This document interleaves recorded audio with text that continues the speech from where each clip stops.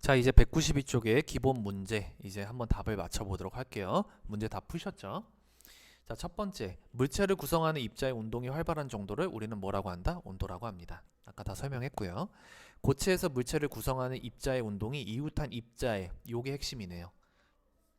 입자의 운동이 이웃한 입자의 차례로 전달된다. 그걸 우린 뭐라고 한다? 전도라고 합니다.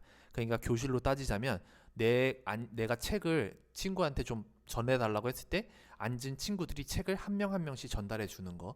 앞에 첫 번째 줄 앉은 애가 두 번째 줄에게 전달해주고 두 번째 줄이 세 번째 줄에게 전달해주고, 그게 전도입니다. 열을 받은 액체나 기체 상태의 입자가, 자 여기가 핵심이네요. 직접 이동하면서 열이 이동하는 방법을 우린 뭐라고 한다? 대류라고 합니다. 그러니까 친구한테 이거 책 좀 쟤한테 전달해줘 그랬을 때 그 친구가 책을 들고 직접 그 친구에게 책을 전달해 주는 거, 그게 바로 대류입니다. 자, 복사. 열이 물질을 도움 없이 직접 이동하는 방법이 복사예요. 내가 친구에게 자 받아 책 던질게 해서 책을 던지는 거, 그게 바로 복사입니다. 열의 이동을 막는 것을 단열이라고 하죠. 이를 위해 사용하는 재료를 뭐라고 한다? 단열재라고 합니다. 이거는 기본이니까 그냥 알아두시고요. 자, 그 다음에 이제 문제 풀어볼게요. 자, 오른쪽 그림 가와 나는요, 물체를 구성하는 입자의 운동을 모형으로 나타낸 것입니다. 입자의 운동이 더 활발한 것을 쓰시오. 보시면 지금요, 얘가 애매하긴 한데 이게 물결이 좀 많죠? 얘는 두 개밖에 없는데 얘는 막 있어요. 그러니까 가가 활동이 더 활발한 거죠. 입자 운동이 활발한 거죠. 입자 운동이 활발하다는 건 온도가 더 높다는 얘기죠. 그래서 입자 운동이 더 활발한 거 가, 그리고 온도가 더 높은 것도 가가 됩니다. 자, 열의 이동 방법과 설명을 옳게 연결하시오. 자, 전도, 고체에서 물체를 구성하는 입자의 운동이, 자 비추십시다. 이웃한 입자의 차례로 전달되어 열이 이동하는 거, 그게 바로 전도다. 자, 대류, 열을 받은 액체나 기체 상태의 입자가 직접 이동한대요. 입자가 직접 이동한다. 대류. 그 다음 복사. 열의 물질의 도움 없이 어떻게 이동한다? 직접 이동한다. 여기서는 복사에서는 이제 물질의 도움이 필요가 없이 열이 직접 가는 겁니다. 그게 복사입니다. 대표적인 게 햇빛이죠. 3번. 다음은 냉난방기구의 효율적인 사용에 대한 설명입니다. 가로 안에 알맞은 말을 쓰세요. 따뜻한 공기는 위쪽으로, 찬 공기는 아래쪽으로 이동합니다. 그래서 냉방기, 즉 에어컨은 방의 어디에? 위쪽에, 위에다 방에서 위쪽에 설치를 해야 이 차가운 공기가 밑으로 내려오면서 방 전체를 시원하게 만든다. 그리고 난방기는 방의 아래쪽에 설치를 해야 따뜻한 공기가 위로 올라가면서 방 전체를 따뜻하게 만든다.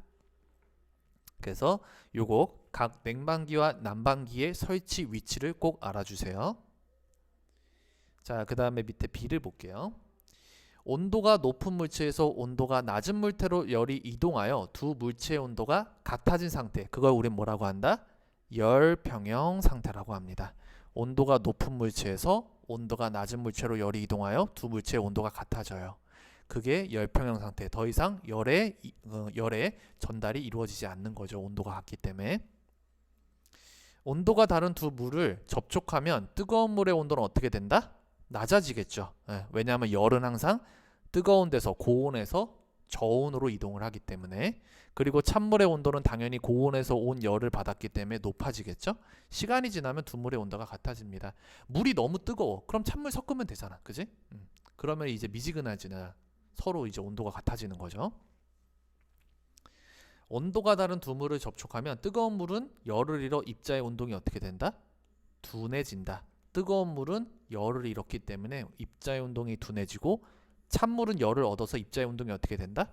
활발해진다. 요거는 기본이니까 잘 알아두시고.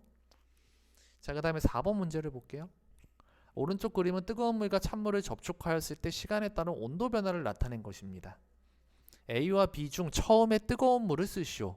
처음에 뜨거운 물은 70도인 A겠어? 10도인 B겠어? 당연히 A가 뜨거운 물이지.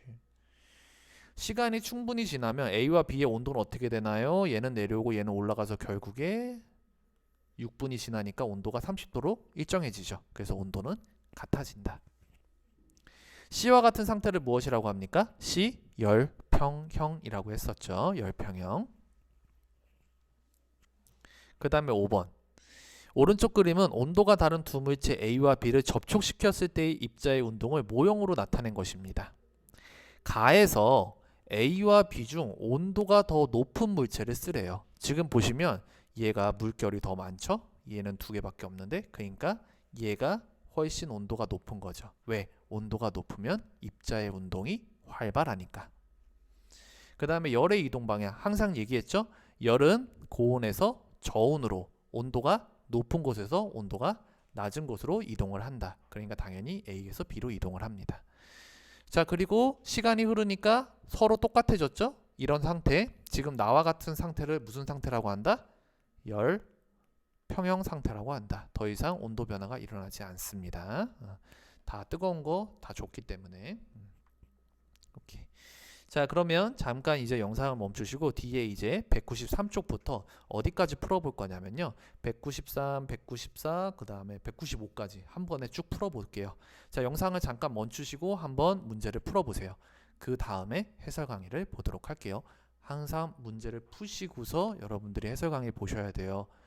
이거 여러분 답만 맞추자고 하는 거 아니잖아요. 그죠? 그러니까 꼭 문제를 먼저 직접 풀어보도록 하세요.